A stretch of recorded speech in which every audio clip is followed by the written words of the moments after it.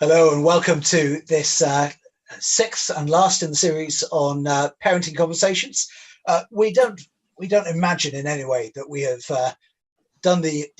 presented all the definitive information on parenting that you might get from the Bible.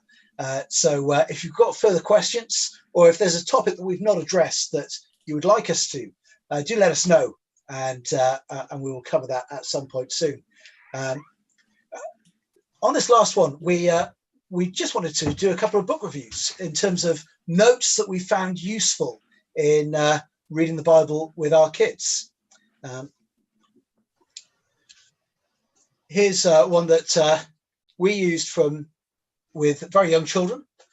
So as soon as they could talk, really. In fact, before that, when they enjoyed the lovely, bright, colourful pictures, we've been using the Jesus Storybook Bible. It's a great book for small children. It takes selected stories all through the Bible, but shows how the Old and the New Testaments is all centered around the person of the Lord Jesus. Each story is wonderful in the way that it gets very quickly to the nub of the gospel, and they are beautifully written and beautifully drawn. Guys, have you got another one that you wanted to show? Yeah, I've got quite a few if you want me to do them. These are more sort of on the parenting issue. There are lots and lots of books written on parenting, obviously, and a lot from a Christian point of view and from Christians. Anything by a lady called Anne Benton. They're very good. She's got a number of titles. One's called Parenting Against the Tide. There's another one called Aren't They Lovely When They're Asleep, which is a good title, I think. And another one along the same line, which is called Teenagers, Biblical Wisdom for Parents, Putting Parenting to Bed. And these are all titles that you can check up on Amazon. They're quite cheap little books, but they're very good and sound Christian, helpful parenting books by Anne Benton. So you might want to check those out. There's another series of books which are published by Day One, and there's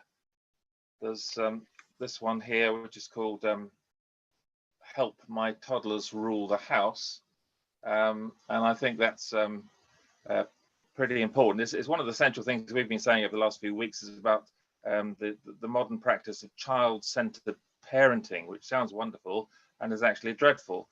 And so it speaks about how you can get around that sort of problem, that ethos of making the child the center of your home. And we've said, not child-centered, not parent-centered, but God-centered, and how that is the answer, really. There's another one here on the same series called Help, My Teen is Rebellious. I'm sure nobody out there's got a rebellious teenager, so that must be pretty useless, but it may be helpful too, I don't know. These are short little book that's just about 50 pages in a small format, so easy to read. Another one here, it's called Help, I'm a Single Mum. I'm putting my finger over mum because it actually says mom, which I hate that. So it's Help, I'm a Single Mum. This is all published in this country, and there are many, many single mums out there. A lot of them are Christians, and it may well be helpful to you. Another one on an issue, Children and Divorce. This is a very helpful little booklet, which is published by New Growth Press. And there are a lot of children who are victims of divorce. And when I say they're victims even if a divorce happens for all sorts of reasons, and it's understandable sometimes. Sometimes it's the right thing to do, even though it's an awful thing to happen. The children are always the victims, whatever the situation of a divorce. And that's a very useful book. Just a few pages, but it's so helpful. And then just a couple more I mention, which are not Christian books, but The Secret of Happy Children, which is a very famous book by Steve Biddulph, who's a family therapist, and his wife. It's been in print now for many years, but it's very, very practical. He's not a professing Christian, but it's written from a very Christian ethos. No Christian will find any problem with anything he says. very useful. And there was a sequel to that called More Secrets of Happy Children. And again, very, very practical, very helpful books. And you can recommend those, even though I say he's not expressly Christian, he comes from a spiritual type of background, but there's nothing in there which you'd have a problem with as a Christian. And I'd certainly recommend those books. That's me done. That's awesome. Can I share a couple more then? Go for it. Here is the Gospel Story Bible. This is for children who are a bit older than the Jesus Storybook Bible, maybe 5 and up. With this, again, lovely, colourful pictures, very short, 5 minutes to read it. That's absolutely great. And then as they get a bit older, so this has been great for my children recently. So my oldest children range from 10 to 6 years old, and by the same author as this, Martin Machowski, is the Long Story Shorts, and these are Bible devotions. So you read a bit of the Bible, and it's got an explanation and some questions to ask your children, and it's great. It gets the conversation going, and something to pray at the end as well. So we've been doing that over meals, 10 minutes maximum to go through that, and we found doing something that's short and regular is so much better than trying to be too ambitious and they're taking ages. So, you know, I eat quicker than they do. I have my first course, I read it for them, and then whilst they're having pudding, I'm asking them questions, and it's great. They enjoy it.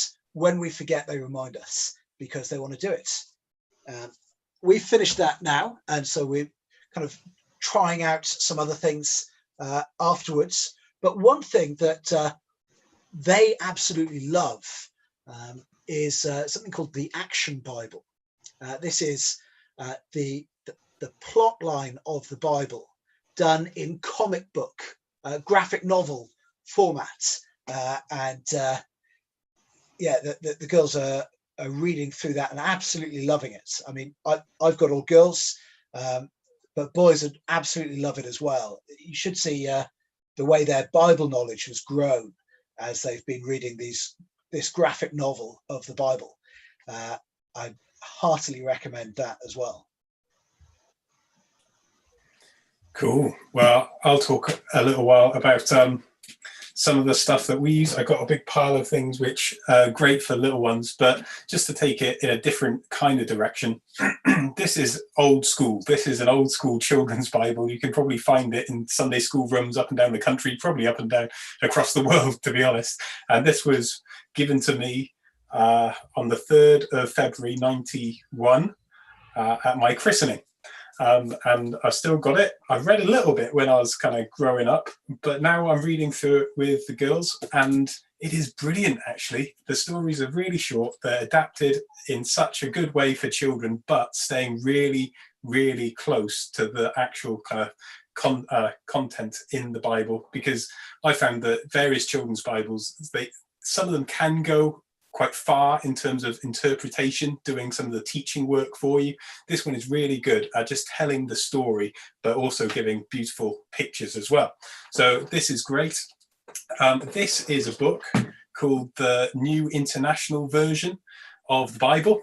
And I suppose talking about all the different resources, I think we can maybe forget that whatever age children are, then actually you have your own gifts given to you. You know your children better than anyone else, and you'll know how to teach them the Word of God. So don't just leave it up to other publishers and all that, putting together in nice pictures.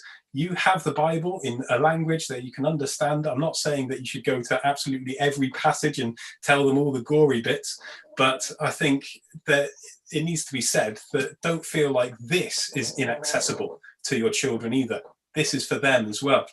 And then also on a different kind of note, church. church is a wonderful resource. The people of God.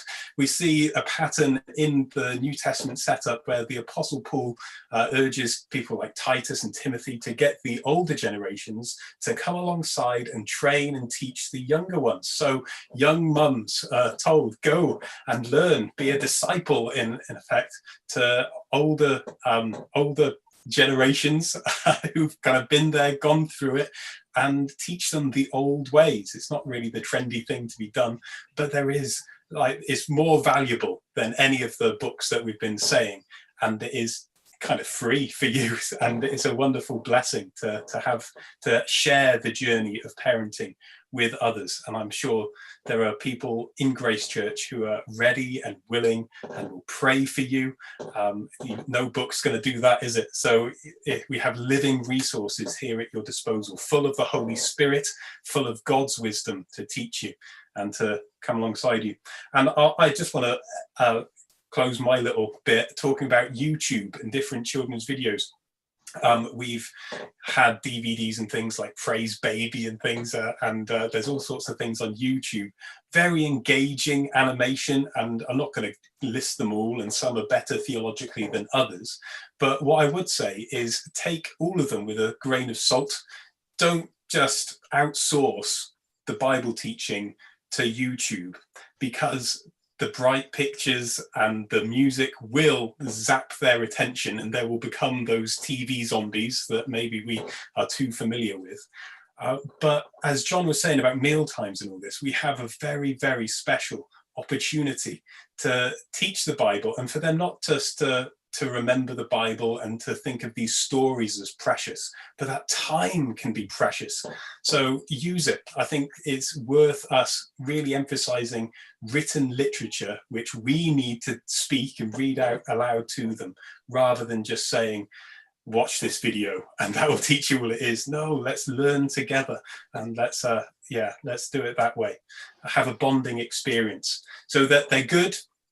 All the different YouTube videos and the different DVDs you can buy, but I think there are dangers where we can rely on them too much and miss out on other blessings from other means.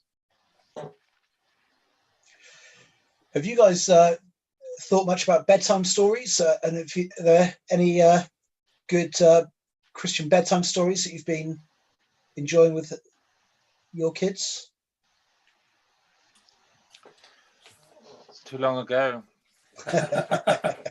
No, I used to. I tended to give our son nightmares when I gave him his bedtime stories. So I gave up because I wanted him to sleep through the night. And yeah, it's best to leave it. Well, bedtime stories are a great time, aren't they? Yeah, I mean, they're done very well. I'm sure your children go to sleep during yours. Well, whether they're Christian or not, it's a lovely time if you choose the book well, if it's an exciting book. But we've been working our way through the novels of Patricia St. John recently, and she's got some great books with lovely gospel themes in them. And I mean, we've done other things as well. The Hounds of the Morrigan, Catherine's just done with our girls, but the Patricia St. John books are a particular treat when we read one of those. Yeah, and then if they're a bit older, I mean, obviously the Narnia books are great, aren't they? And I certainly remember going through those with ours, and just loved going through them. The whole series of books there, the C.S. Lewis Narnia books. Most famous being, of course, The Lion, the Witch, and the Wardrobe. They were the first books I read on my own. Love them. Yeah.